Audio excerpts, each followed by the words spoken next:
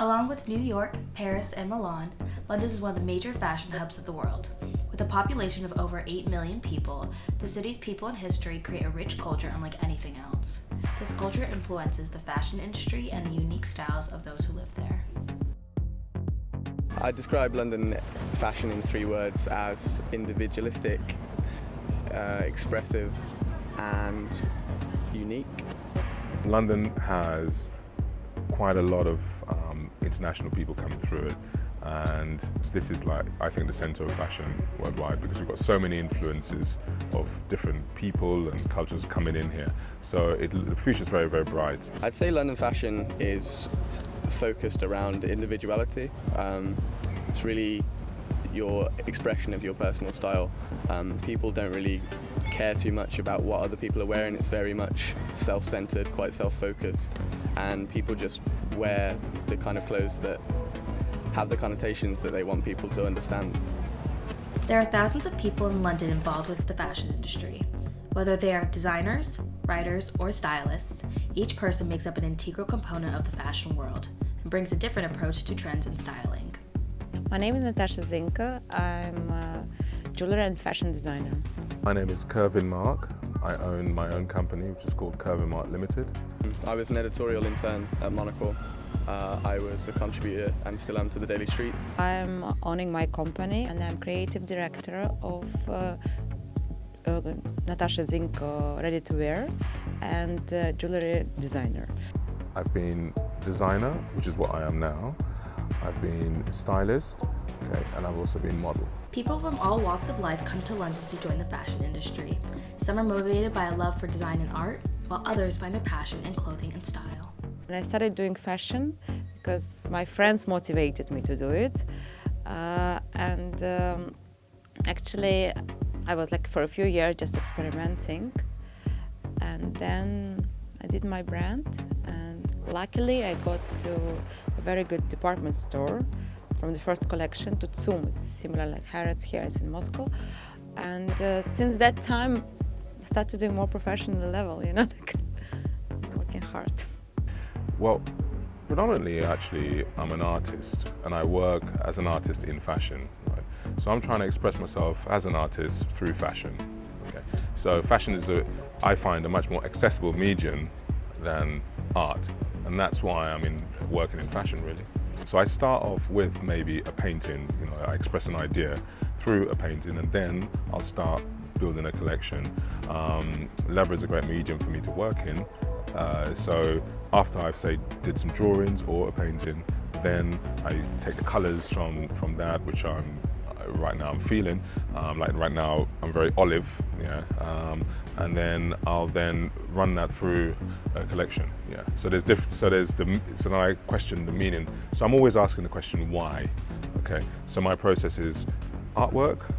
Then from artwork, then I take colours, and then that then inspires materials, and then I start sampling, and then after I've sampled, then I go into the actual fabric, which may be leather, and then I make the pieces. I just started to get involved in the scene of looking at new clothes that were coming out and things like that, and eventually I just decided to send a message to somebody and say, hey, can I write for you? Can I do some journalism, get involved in kind of the live events and things that are taking place in London and in Europe as well.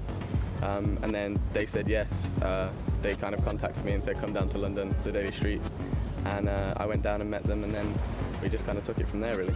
While London has several notable neighborhoods, perhaps the most recognizable area in terms of fashion and shopping is the Royal Borough of Kensington and Chelsea. The average price for a flat in this exclusive area now exceeds £1 million.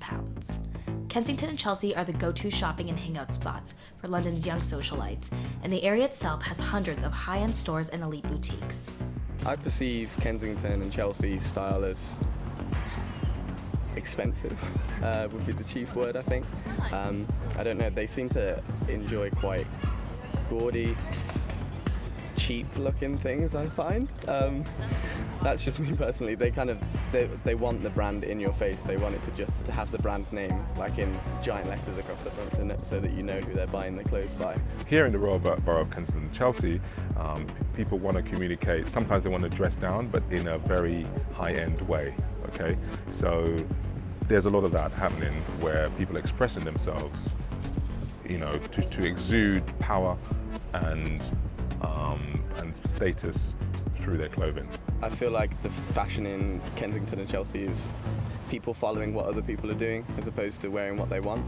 It's more a case of the brands that they're wearing or what people understand, what people see or think when they hear about certain brands. So it's like, oh, this is Prada, and it's kind of the immediate thoughts that you have after you hear the word Prada. They kind of want to be associated with this luxurious, wealthy lifestyle, and whether or not they live it or not is irrelevant. Contrary to popular belief, not all of the Royal Borough was as wealthy and stylish as it is today. Well, you know, you've got to imagine that even though these areas are quite affluent areas now, way back, you know, at the time of, say, Vivienne Westwood and so on, it really wasn't. You know, Chelsea was a bit run down, the King's Road was a bit run down, and, you know, you had the whole punk movement, you know, led by Malcolm McLaren and Vivienne Westwood, started on the King's Road. So that's the sort of trends of before, but now it's quite a bit more affluent, it's a bit more polished, and it's a bit more showy. Although residents of the Royal Borough are known for their affluence and luxurious lifestyles, this abundance of wealth also allows them to create and channel their own personal style in a more extravagant manner. I believe Chelsea is like maybe more relaxed a bit, you know, like maybe less heels but more jeans, you know, like more sporty wear, I could say, you know, but it's different, you know. Then in Kensington, I don't know, people, you know, the same places that people go. I don't think that we really divide, you know, London in such areas. Like you can say, oh, she's from Kensington, why? You know, like, I don't think so, really. Maybe it was.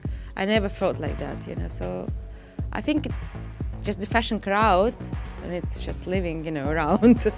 And it's the same people wearing similar trendy things. Due to the income of the affluent residents of the Royal Borough, designers can afford to charge hundreds, even thousands of pounds for their products without sacrificing clientele. Luxury brands like Versace, Celine, and Chanel have storefronts on every single street corner of Sloane Square and Knightsbridge, making the area very exclusive and unattainable to the majority of London's residents. We have different kind of clients, so we have just clients who are private people, and we have wholesale clients like stores worldwide. So I don't know who are clients in these stores, but I can tell you about the clients who are my clients who come to our store. And actually, usually it's like very fashionable people. They're trendy, nice, and when they come, usually they know what really they want. They know what design they're looking for. They come with a picture. It's interesting, but probably it's the word of mouth which worked in this industry, and it's a very particular client. My clients are, I suppose, relatively affluent, but in general they're cool, and that's the main thing. They're cool, and they're individuals. If the customer likes and comes to our store, she buys about 2-3 pieces at once. So it's like usually one dress and something like a t-shirt and skirt. And for me, it's very interesting as a designer to know how many pieces, because it means that she really likes it, you know. Usually it's one piece, and then she comes back with her friend, you know, and they're like sharing the idea that they want to buy this or that. So for me, it's very inspiring. While Kensington and Chelsea are known for wealth and high-end shopping, the precise style of the borough is difficult to pinpoint. London is a city that prides itself on individuality and the ability to wear whatever you want without judgment. I don't know really what are the trends, maybe, but I can say that it depends on the mood what you're wearing. So it's really like the person have to find its own balance and to wear what they really like. And if you wear with a special mood, you're going to be fashionable, you know. And I think this is the main trend that we have just worldwide, you know. It's not only Kensington or Chelsea. I cannot say just about them. I originally work in East London, and that kind of hipster bearded look for men is pretty big, and it didn't really hit. It was a bit too grimy and dirty for central London. But now you have like the sort of Sloaney kids and central London kids doing that look, and the whole sort of East End look has now reached central London. So for women, I think it's a bit more rock and roll, and men. So I suppose a brand like Balmain is sort of indicative of what's going on in this sort of area. Trends in London at the moment, I'd say Stan Smiths are kind of, that's just it, like that's the main thing. Everybody's wearing them. Huaraches as well, Nike Huaraches. Those are the main two. Adidas also, like tubulars are quite popular. Mainly just in terms of shoes, because like people really care about their trainers here. So here I think people don't wear, they wear jeans, but they wear different things than jeans. They can wear a suit but in a nice way, you know, like, I don't know, cut the sleeves or whatever. You know, it's just like more free mind, really helps. I mean, I love Comme des Garçons, yeah. You know, I love Yohji. But probably my favorite brand is a brand called Kara Christian Powell, yeah, which is, you know, the guy's an artist, yeah. I like Junior Watanabe, yeah, but Comme, Reka Kuvu at Comme, is my favorite brand, yeah. It's not that it's my favorite brand, it's the nearest brand to what I do. You know, I'm not trying to copy them or anything like that, but my sort of almost punk, sort of expressive attitude, you know, way of doing things, I can see it in Comme, even though they came way before me. I'm wearing Dior, I'm wearing Chanel, I'm wearing Topshop, I'm wearing H&M, I don't know, I'm wearing my brand. It's like a big mixture, you know. I like small brands which just appear, the new brand, like something that nobody knows yet, you know, so I'll be the first. I love Number 21 now. A lot of interesting brands appearing. I think we live in a very cool time. People all share a similar kind of style, of kind of minimalism, and that's kind of the overarching thing I'd say in general, is people just kind of want clean cuts, and like drapery is really big at the moment, kind of like layers and things like that. People wearing like a t-shirt under a jumper with a vest over the top with a jacket like underneath or something somehow. Just putting as much on your body as you can, basically. This strong sense of individualism, combined with an emphasis on high-end brands and European flair, make up the essence of Kensington and Chelsea. Despite the assumptions many have about the wealth and gaudiness portrayed through fashion in this borough, Kensington and Chelsea only add to the eccentricity that is London fashion. I think London is a really fashionable city. It's free. I think it's like free of mind, you know, like you can do whatever. People, they don't care what you're wearing really, but so it's your personal message that you want to do every day. So you can experiment. Nobody will show, oh, look at her, what she's wearing. Nobody cares. So you can do whatever you want. And I think this is a very good city because there are so many cultures, such a mix of different people. And I think London brings them together. I've sold to shops in Japan, I've sold to United Arrows in Japan. But now, wherever I travel, nowhere has this sort of flavour and mix like London.